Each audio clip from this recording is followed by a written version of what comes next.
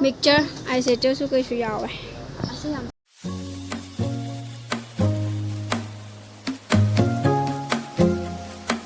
Hello everyone, welcome back to my YouTube channel. Do mayam ngasigi another video pura lakchare. Do mayam na aigi video biyeng biriba khwai punamak po aina taram nokchari. Mai matung da su yam na support to boy bio ko mayam ge support yaudre kishmate.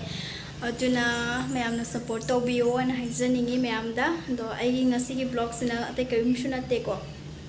Adum I huji dolai chat ke tauri dolai da ai machine ge ba pose khara dum lawrak ke adu mama gi na lang lawrak ke mama gi lang lawrak ke ba ko adu ai huji kamai to ba khot su myam share to jare ke ngai te su comment to biramo myam chare imdagi khoi gi soro khoi hek khongan adu myam huji khoi dukan yore do manung change huji langlau khi ge se दुकान से की मपू से कोई चिचे ने बा चिचे हाय देखो काका मगी मचा नुपी ने लंखन के को लंग से के ले रे ना ब्लाउज त नप न बा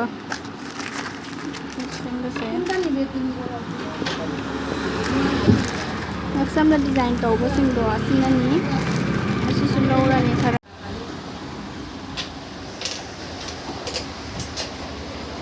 अदुगा मैम अखोय चिचेना एम तंग सी फी से ताइबिरमो ने इसु ताइबिरिबने बा दो से ताइरे इसु लंगलाव को दबा लौरे दमाई लंग से खरा दि पुथागदा वाले दो इसु खरा लौरे मचो पाम पाम खलगा सिनी मैम दो यंगिना से मैम कमाई तो बायदा लौरे हुजे हल्लानी इसु खरा लाइरे हाय मैम दो हुची आई दो दोलाइदगी हलागा ngahak tumure chak chathoga aduga ai huchi amuk lotion leba kana cosmetic chalu hi ge imanabi amaga aduga puche amani dum nupi gi oiba pot adu lawrege tobane ba puche amani aduga cosmetic he hek changura ba tholok pa sungam ngam de mayam kana tawis maina comment da haibira o aduga huchi lotion na lore ba ko ma su lotion na lore na phone tawrame huchi ai thong na ba tawrage aduga kai yon ba khot pa su mayam dum yeng halake fau adra ma ngai ma ada leire huchi puna chapinarani cosmetic dukan zaujare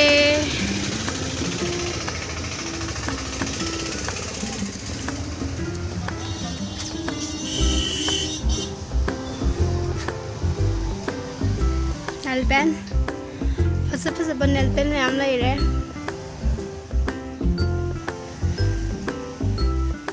sisina mama art ke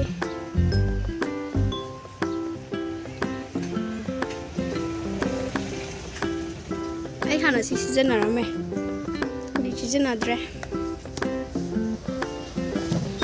ai hana si season arame Ashi lagi lai. oh kana face wash Mas jangan lo masak yang tayang halo. Soalnya ya address itu lah. Aku ini like pinari ni apa? Aku jauh re, jadi Lusin pai macam ni tu. Mau ni mau terus ni aku. aku itu pun nggak marah jadi. Jadi kan bau gitu re mah. Siapa sih tu? Siapa orang? Apa sih? Siapa sih? Ay, kena nung orang kini di depan. Macam dah paham ni. Jangan ni tu lagi. Siapa sih? Semua dia paman natal. Tekan Miam panai ya. Ini miam. Baltin dah una tu dah. Tu sele. Laura. Apa dia pilih tu? Hang mudana.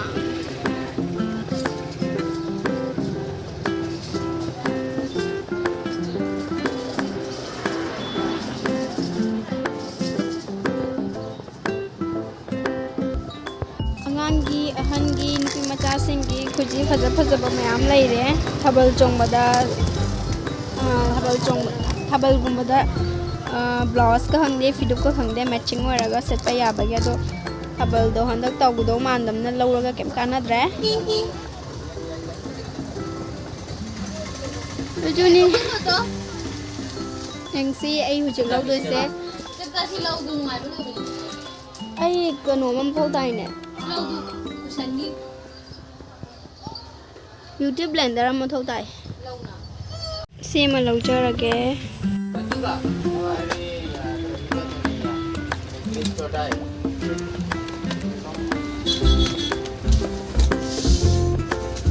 बोल के क्या है सबका हो गया वो company वाला आया ही नहीं था Yamaga adugay sina eyeshadow ki glitter mixture eyeshadow su kai su yawe adune hele phajaba se si angang macha mal sini mayam sine khoina lawjari do sida laire amam tono yenghalake ko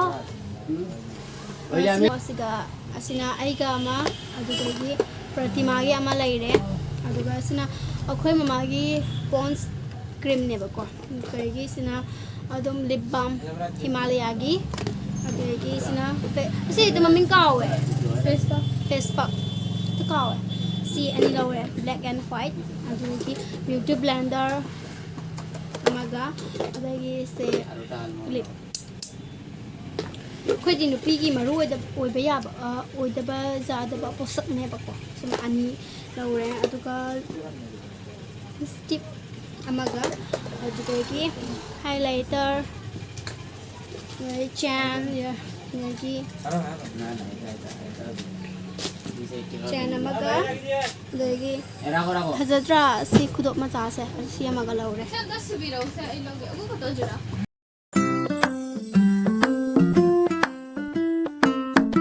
aduga myam hoje ko thokle patima khoini se hainari ne ba ko khoini khudop chap mana ba mam laure kain ko thangalaga yenghali ne ba ko yam pamjare kain chap mana na lairame ba ko lagi si dukan se ki thokle cosmetic tai thokle adu ki akoi gari ngai re adu ki sun side ta poche yam khak lau ki kana lan thore adu ki hoi gari tonga ka dum chatle me am yore hoji myam ka suna chi hoji akhoi yum da yore so lao no me am agi video se sai da lushan jara game di like